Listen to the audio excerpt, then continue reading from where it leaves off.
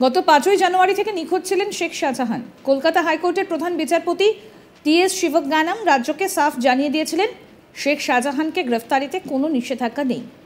Police তো বটেই, এমনকি ইডি সিবিআইও গ্রেফতার করতে পারে সন্দেশখালীর তৃণমূলের দাপুটে নেতা বলে পরিচিত শেখ শাহজাহানকে। গত 5ই জানুয়ারি রেশন দুর্নীতিকাণ্ডে সন্দেশখালীতে শেখ শাহজাহানের বাড়িতে পৌঁছয় ইডি।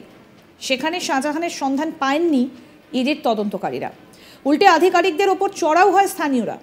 তাদের ওপর মারধরের অভিযোগ ওঠে, আর তারপর থেকেই বেপাত্তা হয়ে যান শেখ শাহজাহান। ইডির ওপর হামলার ঘটনায় 56 দিনের মাথায় অবশেষে গ্রেফতার করা হয়েছে সন্দেশখালীর দুর্দান্ত প্রতাপ তৃণমূল নেতা শেখ শাহজাহানকে। তবে তার গ্রেফতারি এত সহজে হয়নি। শাহজাহানকে গ্রেফতারি ইস্যুতে গত কয়েক সপ্তাহ জুড়ে চূড়ান্ত অশান্তি দেখেছে দ্বীপাঞ্চল। বাহুবলী তৃণমূল নেতার গ্রেফতারি চেয়ে পথে নেমে সোচ্চার হতে দেখা গিয়েছে হাজার হাজার মহিলাকে।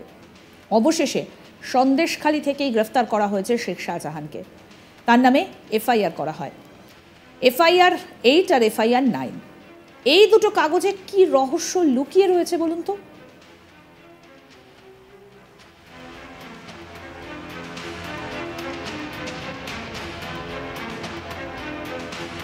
গত 5ই জানুয়ারি থেকে রাজ্য রাজনীতিতে একেবারে খবরের শিরোনামে উঠে এসেছে সন্দেশখালী। ইডির আধিকারিকরা যান শেখ শাহজাহানের বাড়িতে রেড করতে, আর তার আগেই সেখানে জড়ো হয়ে যান এলাকার বাসিন্দারা। তারপর কি ধুন্ধুমার পরিস্থিতির সৃষ্টি হয়েছিল আমরা সবাই জানি। আর তারপর গত 5ই জানুয়ারি থেকে নিখোঁজ ছিলেন শেখ শাহজাহান। অবশেষে তাকে গ্রেফতার করা হয়েছে। কলকাতা হাইকোর্টের প্রধান বিচারপতি টি.এস. শিবজ্ঞানম রাজ্যকে সাফ জানিয়ে দিয়েছিলেন শেখ শাহজাহানকে গ্রেফতারিতে কোনো নিষেধাজ্ঞা নেই, এবং তারপর অবশেষে গ্রেফতার শেখ শাহজাহান। এই বিষয়ে কি প্রতিবেদন তুলে ধরলেন আমাদের প্রতিনিধি রাজেশ, আসুন শুনি। একটি নয় দুটি এফআইআর এ কিন্তু গ্রেপ্তারি দেখানো হচ্ছে তৃণমূলের বেতাজ বাদশাহ সন্দেশখালীর শেখ শাহজাহান। তাকে দুটি কেসে এফআইআর এখনো পর্যন্ত অ্যারেস্ট দেখানো হচ্ছে বলে পুলিশ সূত্রে যেটা জানা যাচ্ছে।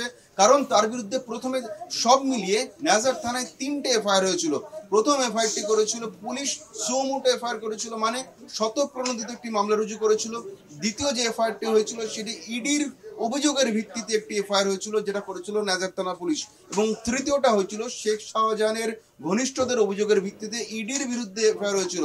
অর্থাৎ 5ই জানুয়ারি যে ঘটনা ঘটেছিল সরবেরিয়াতে শেখ শাহজাহানের বাড়ির সামনে ইডির আধিকারিকদের ওপর হামলার পর 3টে মামলা রুজু হয়েছিল, 3টে এফআইআর হয়েছিল। কিন্তু 3 নম্বর এফআইআরটি হাইকোর্টের নির্দেশে স্থগিত হয়ে যায়। অর্থাৎ ইডি আধিকারিকদের বিরুদ্ধে যে পাল্টা মামলা হয়েছিল সেটি কিন্তু স্থগিত করে দেয় মহামান্য উচ্চ আদালত।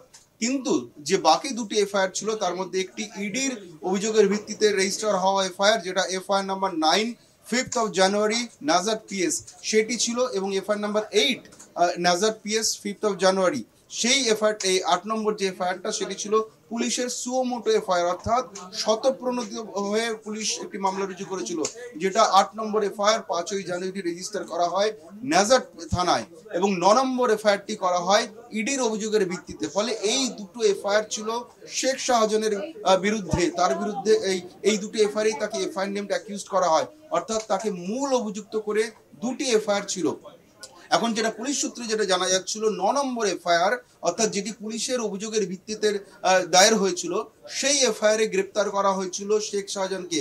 গতকাল মধ্যরাতে 1:15-তে মিনাখা থানার অন্তর্গত বামনপুকুর এলাকার মাদার টেরিজা মোড় থেকে গ্রেপ্তার করা হয় শেখ শাহজাহানকে। তাকে 9 নম্বর এফআইআর সূত্র ধরে, অর্থাৎ ইডির অভিযোগের ভিত্তিতে ইডির ওপর হামলা চালানো, কেন্দ্রীয় নিরাপত্তা বাহিনীর উপর হামলা চালানো, তাদের নথিপত্র লুটপাট থেকে শুরু করে তাদেরকে তাড়া করা, তাদেরকে কাজে বাধা দেওয়া, সরকারি কর্মীদের মারধর, তাদের কাজে আটকানো, সমস্ত অভিযোগে যে এফআইআর হয়েছিল 9 নম্বর এফআইআর, সেই এফআইআর এ গ্রেপ্তার করা হয় শেখ শাহজাহানকে। এবং পরবর্তীকালে যেটা জানা যাচ্ছে, তাকে যখন কোর্টে প্রডিউস করা হয়, তাকে যখন বসিরহাট আদালতে যখন তোলা হয়, সেই সময় কিন্তু 8 নম্বর এফআইআর, অর্থাৎ যে সুমোটো কেসটি করেছিল নাজার থানার পুলিশ, সেই এফআইআরও তাকে শোন অ্যারেস্ট করা হয়েছে। শোন অ্যারেস্ট অর্থাৎ সেই কেসে তাকে গ্রেপ্তার দেখানো হয়েছে, এবং সেই গ্রেপ্তারের জন্য প্রেয়ার দেওয়া হয়, আবেদন জানানো হয় নাজার থানার পক্ষ থেকে মাননীয় বিচারকের কাছে, এবং সেই নাজার থানার পুলিশের সেই আবেদন ইতিমধ্যেই মঞ্জুর করেছেন মাননীয় বিচারক। তারপরে কিন্তু তাকে দুটি কেসে অ্যাটাচ করা হলো, অর্থাৎ 9 নম্বর এফআইআর এবং 8 নম্বর এফআইআর। অর্থাৎ ইডির যে অভিযোগ ছিল সেই অভিযোগের পাশাপাশি স্বতঃপ্রণোদিত যে মামলা করেছিল নাজার থানার পুলিশ, দুটো এফআইআর কিন্তু এই মুহূর্তে গ্রেপ্তার করা হয়েছে, এমনটাই জানা যাচ্ছে পুলিশ সূত্রে। শাহজাহানের আইনজীবী রাজা ভৌমিক কি বলছেন শুনবো। 10 দিন চেয়েছিল পিসি, সেটা এই 14 দিন চেয়েছিল পিসি, সেটা 10 দিন আলা হয়েছে। এটা যে 9 নেজার 9 আর নেজার 8-এ সোন অ্যারেস্টের পেয়ার ছিল, সেটা আলা হয়েছে। ধারা অনেক আছে, একটা না একাধিক ধারা, যেমন 353, 307, 333 থেকে শুরু করে 392 থেকে শুরু করে অনেক পুলিশের তরফ থেকে 14 দিন চাওয়া হয়েছিল, সেটা 10 দিন আলা হয়েছে। আর নেজার 8-এ সোন অ্যারেস্টের পেয়ার ছিল, সেটা আলা হয়েছে। আজকে দুটো কেস, নেজার 8 আর নেজার 9। ইডির 9 আর 8টা ছিল পুলিশ সুমোটো করেছিল, যেটা ম্যাক্সিমাম নন বেলেবেল। টানা 55 দিন নিখোঁজ থাকার পর শেষমেশ পুলিশের যারা ধরা পড়েই গেলেন সন্দেশখালীর বেতাজ বাদশাহ শেখ শাহজাহান। কিন্তু তিনি এতদিন কোথায় গা ঢাকা দিয়েছিলেন সেই বিষয়ে কিছুই খোলসা করেনি পুলিশ। এই বিষয়ে এডিজি দক্ষিণবঙ্গ সুপ্রতিম সরকার কি বলছেন আসুন শুনি।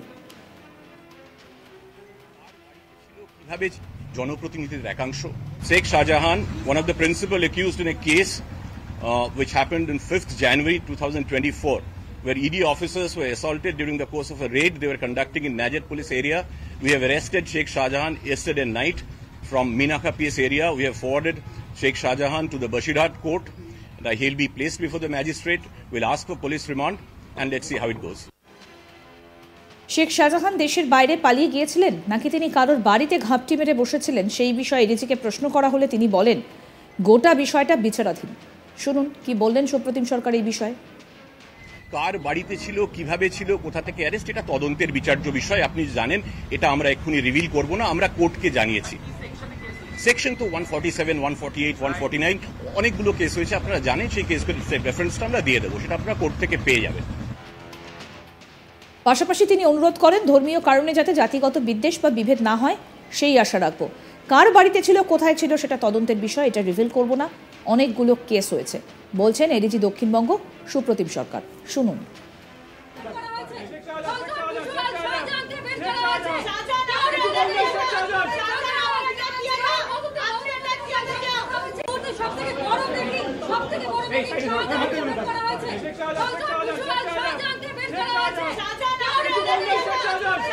জনপ্রতিনিধিদের একাংশ এমন মন্তব্য করা থেকে বিরত থাকবেন ভবিষ্যতে, যাতে মানুষে মানুষে ধর্মীয় ভাবাবেগ নিয়ে কোনো ধরনের বিভেদ, জাতিগত ধার্মিক কোনো ধরনের কোনো বিভেদ তৈরি নয়, এটা আমরা আশা রাখবো। কার বাড়িতে ছিল, কিভাবে ছিল, কোথা থেকে।